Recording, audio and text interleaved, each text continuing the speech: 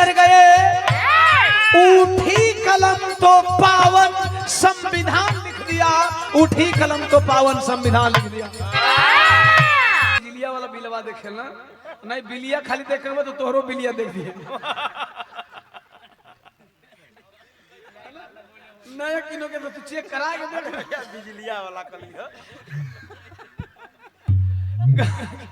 100 रुपया साधुवाद शुभकामना है। इसी तरह आप यहाँ भी मस्त रहे, बनारस भी मस्त रहे।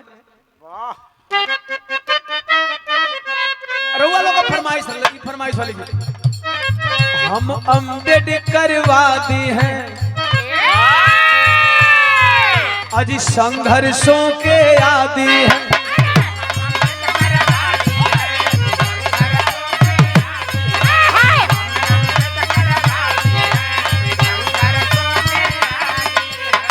मैंने से आप लोगों को बता देना चाहता हूं, वेद पुराण गीता कुरान, इससे किसी एक धर्म की हिफाजत होती है और उस धर्म के उस कौम के लोगों की हिफाजत होती है, लेकिन भारतीय संविधान है जिससे हर धर्मों की हिफाजत होती है साहब। वरना इस देश में ऐसे ऐसे चंड पड़े हुए हैं कि अगर संविधान नहीं होता तो एक दूसरे के धर्मों का सब कुछ कर देते। वाह शायद कभी कभी ये मन में जब भाव आता है तो ऐसी चीजों को मैं लिख देता हूं आप लोगों के लिए, और जोड़ने की बात होती है तो ये लाइन आती है, अरे नहीं सहेंगे कभी गुलामी, खून में मेरी आजादी है, नहीं सहेंगे।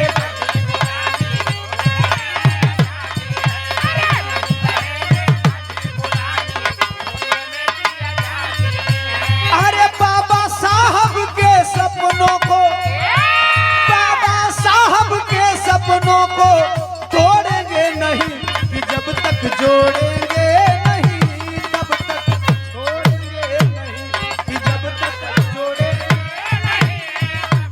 जोड़ना कैसे? आप अपने महापुरुषों को पढ़िए। आज तक कुल गवैयो हथियार, भाला, चाकू, गणासा, आन गन, ये नहीं मिशन है। आप लोगों ने कभी ओम प्रकाश दीवाना की आवाज में हथियार, गन, बारूद वाला गाना सुने? अगर जाति आधारित गाना भी सुने होंगे तो ओकरा में एक जाति की प्रशंसा करे तो ओकरा में करीब करीब दर्जन जाति की प्रशंसा रही। ये नहीं कि फलाना झंडा गाड़ देना, फलाना का झंडा उखड़ गया ना भैया। गौर करेंगे हमारे महापुरुषों ने ऐसा नहीं कहा। बुद्ध जी से चालू करते हैं जहां से क्रांति युग का शुरुआत हुआ था। बुद्ध की अहिंसा से धम वाली शुद्धि देंगे।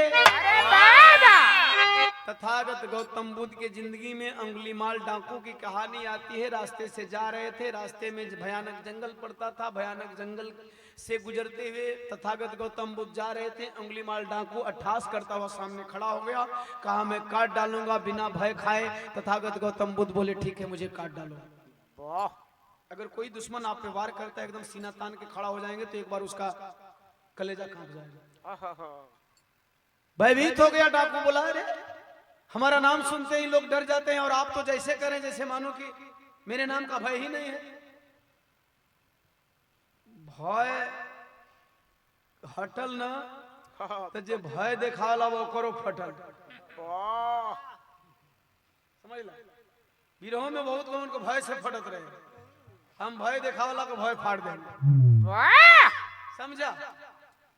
गौर करेंगे वो अंगुलीमाल डाकू बोला दुनिया के लोग भयभीत हो जाते हैं, आप भयभीत नहीं हो रहे, मैं काट दूंगा आपको।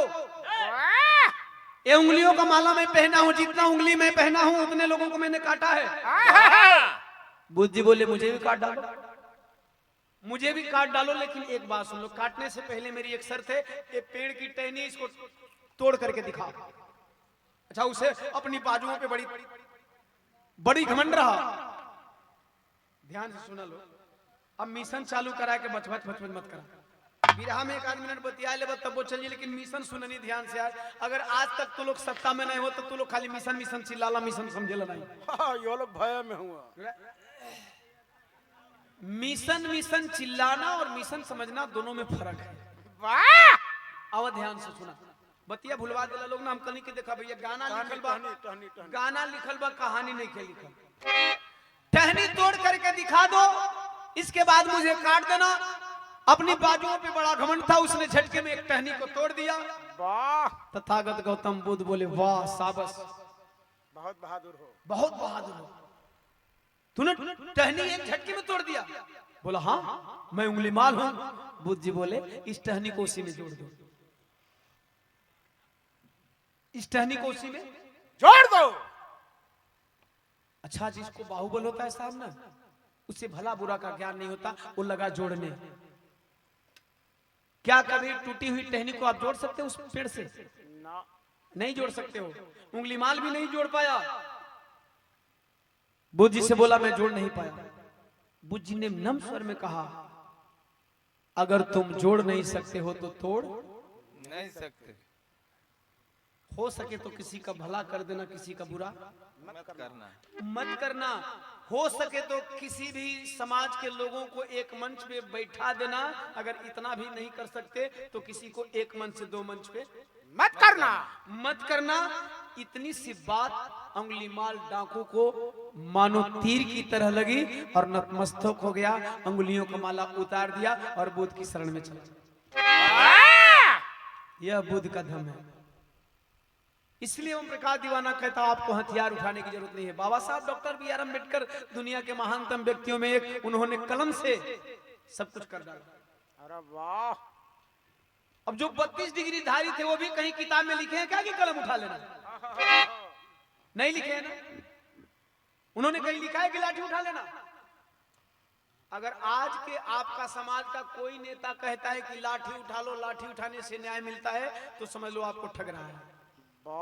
कोई नेता कहता है तलवार उठा लो, तलवार उठाने से न्याय मिलता है, तो आपको ठग रहा है। गौर करना बुद्ध जी ने क्या किया। अरे बुद्ध के अहिंसा से हम वाली शुद्धि देंगे। अरे बाबा अम्बेडकर वाली दुनिया को बुद्धि देंगे। बाबा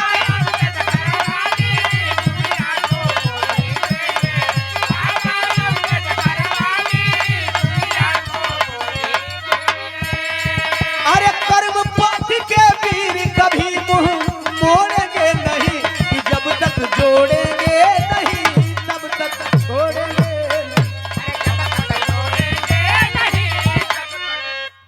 दूसरा फार्मूला, फूले सावित्री वाली जन जन को शिक्षा देंगे। माता सावित्री बाई फूले ने समाज की महिलाओं को पढ़ाने के लिए जब घर से निकली, तो यहाँ गैर अम्बेडकरवादी मनुवादी विचारधारा के लोग माता सावित्री बाई फूले के साड़ी पे गोबर कीचड़ फेंक दिया करते थे। मजबूर होकर के वो 2 साड़ी लेकर के जाया करती थी। एक साड़ी खराब होती थी, उसे बदल करके दूसरा साड़ी पहन करके बच्चों महिलाओं को शिक्षित करती थी। आज अगर नूर जहां बेगम यहाँ बैठी हैं तो यह सिर्फ माता सावित्री बाई फूले की देन है। वाह! माता फातिमा शेख का देन है। अरे वाह!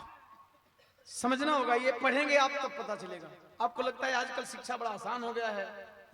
ये शिक्षा धीरे धीरे कन्वेंट करके महंगा कर रहा है लोग। महंगा हो जाएगा, आपका बच्चा पढ़ ही नहीं पाएगा। इसीलिए सरकारी विद्यालयों पे ध्यान नेपाल वाला ठीक ठाक कर दिया है। नेपाल में तो पड़ोसी देश नेपाल में तो प्राइवेट बंद हो गया। प्राइवेट विद्यालय वहां चाहे डीएम का लड़का होके चाहे चपरासी का लड़का होके सरकारी विद्यालय में। अच्छा ये बताओ भैया, अगर डीएम का लड़का सरकारी विद्यालय में पढ़ी तो इस ससुरन के ध्यान रहित ना कि विद्यालय में बढ़िया टीचर रखे के चाहिए। टीचर जा करके सोता है कि पढ़ाता है। कुछ टीचर बनना के ऐसे याद आता है अपने प्राइमरी वाली विद्यालय थे हमारे यहाँ टीचर, उनका नाम भूल गए। आते थे धोती ऐसे चढ़ा लेते थे, कभी धोती होती भी उड़ जाए, नाक बजता था हो। अगर डीएम का लड़का वही स्कूल उन्हें आगे जाए। गौर करना, माता सावित्री बाई फूले की फूले सावित्री वाली जन जन को शिक्षा देंगे। अरे गुरु रविदास वाली घर घर में दीक्षा देंगे।